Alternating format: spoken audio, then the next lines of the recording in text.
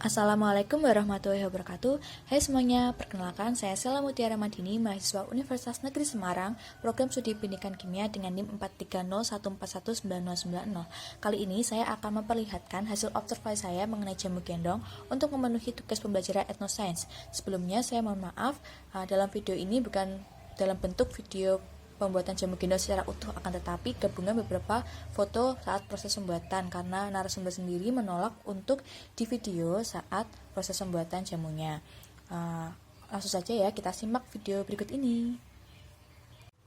Kali ini saya mengobservasi mengenai pembuatan jamu gendong. Jamu sendiri merupakan sebuah minuman tradisional yang bermanfaat sebagai obat, yang banyak dibuat dari akar-akaran, daun, dan bahan obat-obatan tradisional lainnya. Sedangkan jamu gendong merupakan salah satu metode penjual jamu yang sering ditemui di sekitar kita. Jamu yang dijual berbentuk cair, kemudian dimasukkan ke dalam botol dan diletakkan pada sebuah bakul atau wadah keranjang. Kemudian digendong di punggung belakang penjualnya menggunakan kain jarik, yang merupakan ciri khas perempuan Jawa dan dijual dari rumah ke rumah.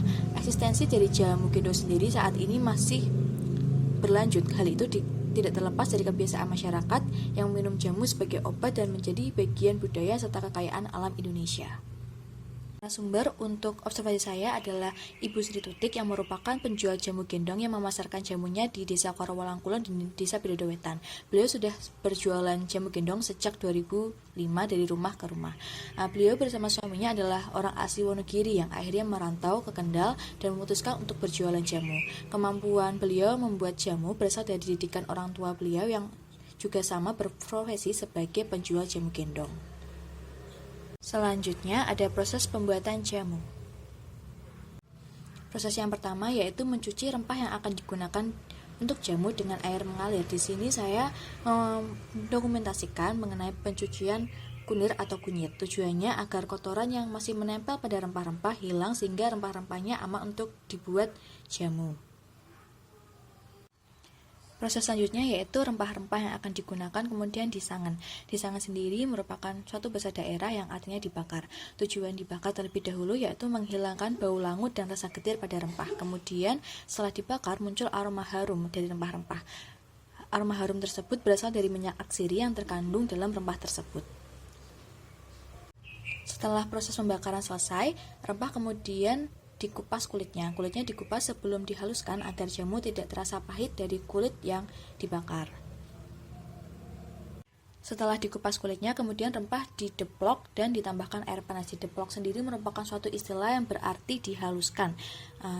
Sebelum dihaluskan, bahan rempahnya diparut terlebih dahulu kemudian ditumbuk. Jika dikaitkan dengan kimia, maka hal ini berhubungan dengan laju reaksi. Terjadi perubahan luas permukaan dari rempah setelah diparut dan ditumbuk yang akan mempercepat pencampuran dengan air. Hal ini berhubungan dengan faktor-faktor yang mempengaruhi laju reaksi. Kemudian air panas dan rempah-rempah yang dicampurkan akan membentuk suatu campuran yang bersifat homogen. Setelah membentuk suatu campuran yang homogen, kemudian disaring. Dalam hal ini, jika dikaitkan dengan kimia, maka terjadi proses filtrasi. Filtrasi adalah sebuah proses penyaringan untuk menghilangkan zat padat tersuspensi dari campuran. Kemudian pada jamu setengah jadi ditambahkan bahan pelengkap lainnya seperti pada jamu kunyit asam ditambahkan asam jawa. Dalam asam jawa terdapat kandungan asam sitrat sebanyak 15%. Asam sitrat inilah yang memberikan rasa asam dalam asam jawa dan membuat rasa jamu kunyit asam sendiri terasa asam. Jika dikaitkan dengan kimia, maka saat asam jawa dilarutkan dalam jamu akan terjadi proses pengionisasi yang berhubungan dengan teori asam basa Arrhenius.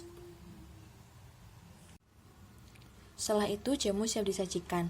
Setelah siap, jamu dimasukkan ke dalam botol untuk dijual. Jika dibiarkan beberapa saat, jamu akan membentuk dua lapisan. Lapisan di bawah merupakan endapan. Selain bertujuan untuk menambahkan rasa asam, asam jawa sendiri dapat berperan sebagai koagulan alami yang mengendapkan partikel koloid yang sulit dihilangkan. Ada manfaat dari jamu kunyit asam yang saya peroleh dari keterangan narasumber. Narasumber mengatakan bahwa jamu kunir asam mampu melangsingkan tubuh baik untuk wanita yang sedang menstruasi serta mampu menjaga kebugaran tubuh. Sains ilmiahnya, kurkumin dalam kunyit akan bekerja dalam menghambat reaksi siklooksigenase, sehingga menghambat atau mengurangi terjadinya inflamasi yang akan mengurangi kontraksi di uterus. Kurkuminol sebagai analgetik akan menghambat pelepasan prostaglandin yang berlebihan melalui jaringan epitel uterus dan akan menghambat kontraksi uterus, sehingga mampu mengurangi terjadinya dismenore atau nyeri haid. Selanjutnya, ada beberapa rekonstruksi sains asli menjadi sains ilmiah terkait dengan manfaat jamu. Yang pertama, narasumber mengatakan beras kencur baik untuk mengatasi rasa lelah, dapat menghaluskan kulit, dan sebagai obat batuk. Sains ilmiahnya, kencur berperan sebagai ekspektoransia, diuretika, stimulansia yang dapat mengobati batuk, radang lambung bengkak, muntah-muntah, tetanus, nyeri sakit kepala, memperlancar haid, serta mengatasi influenza. Kemudian yang kedua, narasumber mengatakan jamu suruh atau sirih baik untuk sebagai antibiotik serta mengatasi keputihan.